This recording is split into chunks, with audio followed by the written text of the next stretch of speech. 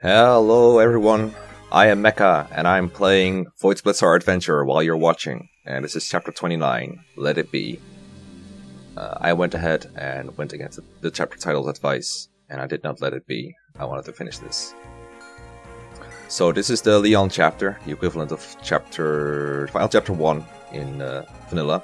So here's Leon, and there's this big empty space where you're supposed to get to him.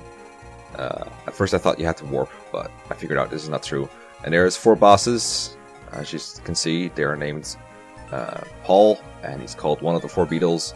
Now this is a pop culture reference that even I understand.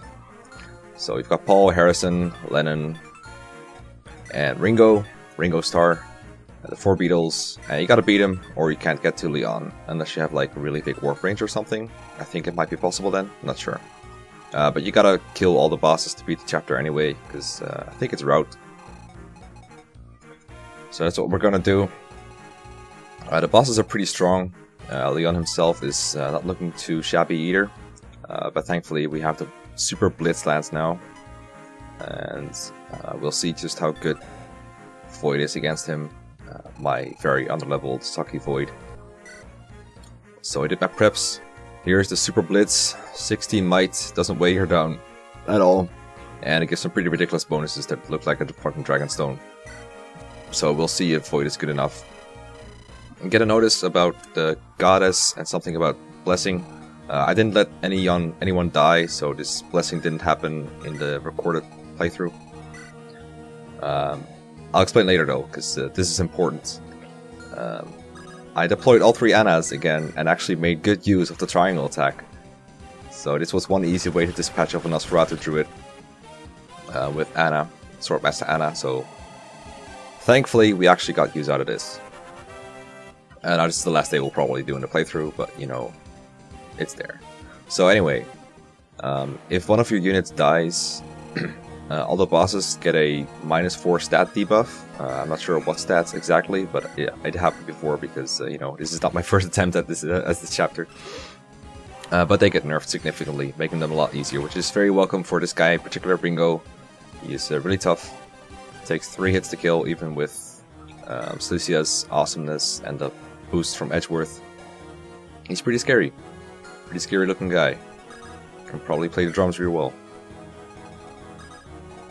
Okay, so this is Harrison, and he doubles Kirsten if she uses a Horse Layer on enemy phase, but thanks to her +5 speed on player phase, I think it's called Darting Blow, she can do it on player phase at least, and then she can just switch to Vidofnir to get some extra speed, and that way she can survive enemy phase, but there's no way we're killing this guy in one phase, basically.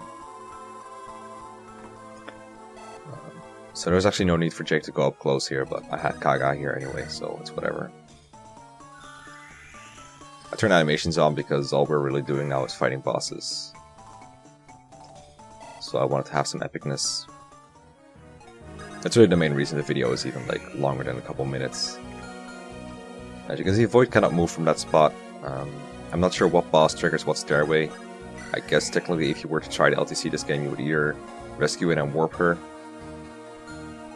or you'd find a way to get her to the first stairway. I'm not sure what boss you gotta kill for that. So Lennon uses a Wind Sword, so he hits some resistance, but thankfully I have a Sword Slayer. So Tim is actually really good against him.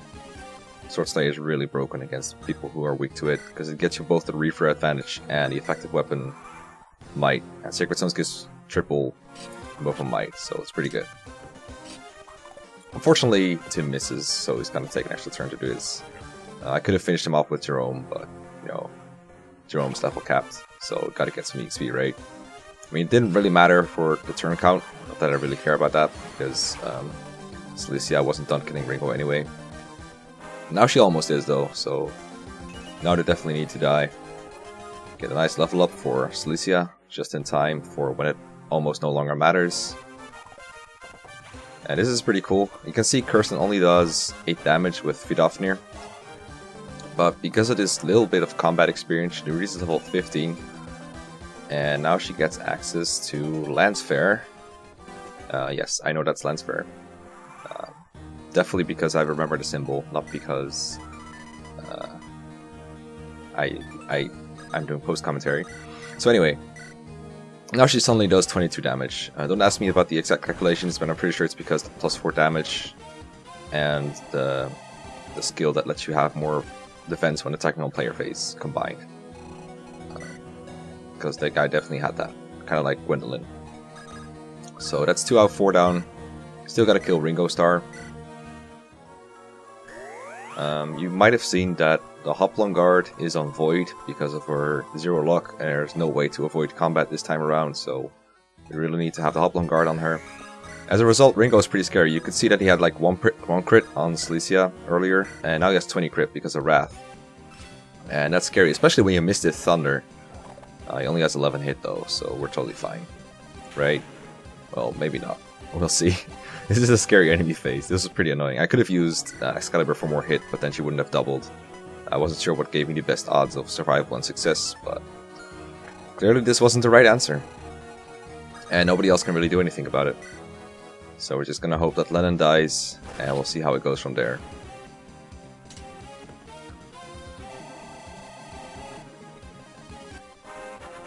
Someone asked before, like, how did Tim 0% crit Kalak?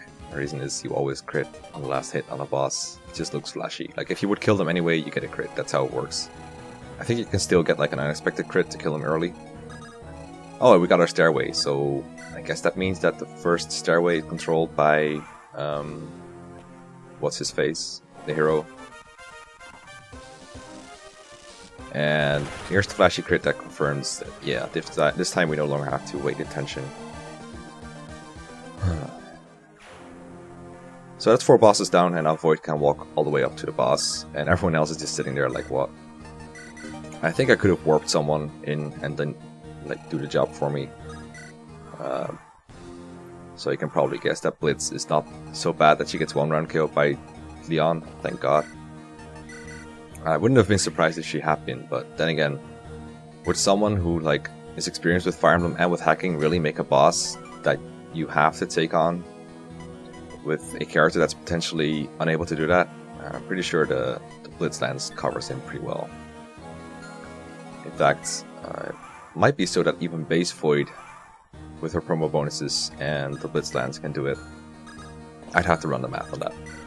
Anyway, my Void is okay, but she does get 1 KO'd if I don't give her anything, so I gave her the robe and the pure water. Leon for some reason accuses her of being warped in, which is dumb, because I didn't. You can see that I think without the robe or the pure water, she might have survived. I gave her both because I like overkill. And she actually doubles with 100 hit, which is pretty impressive for a character. I wasn't expecting to be able to pull this off at all. But there it is. That's 1 boss fight trivialized. This is more like an interactive cutscene than anything, I guess. So here we go. The Super Blitz gets pushed right through Leon's chest. And then he has some kind of Nurgle-esque ending where he's like, with the last of my strength, let me revive the evil bad guy. But that's okay, because that was what we're here for, right? Anyway, to, you know, revenge her whole family or something? Like her great aunt and her grand uncle or whatever. That's what we're here for anyway. I do know that he definitely did kill our parents, so... Or at least Void's parents, I'm sorry. I relate very closely to Void. She is a very relatable protagonist. Much better than all other Fire Emblem characters combined. This is Mark. He relates to Void as well, which is interesting. Very necessary to have this this conversation. So yeah, we get a Draco Zombie, or I guess Manakete, or Tactician, or whatever the hell he is. I guess he's like another Tiki. His stats seem a little better though, but he has the same skill set. I don't know yet if I'm going to deploy him. I'm definitely not going to play this chapter right now. I just want to show off real quick what I saw when I was having my first impression. So at first I was like, yay, cool chapter, pretty big. You can see that it's a combination of the actual final chapter from Vanilla, as well as part 1 of the final chapter from Vanilla. And here's FE Editor, or Feditor I guess. He's the final boss for this hack. It's very fitting, because I think this hack was made with new tools that would replace FE Editor, and FE Editor is known to be a little unstable. Kind of like, you know, eternal chaos that drowns the world in darkness. So, I am hyped for the final. I hope you are too. And I hope you don't mind waiting, because this is a cliffhanger. Bye.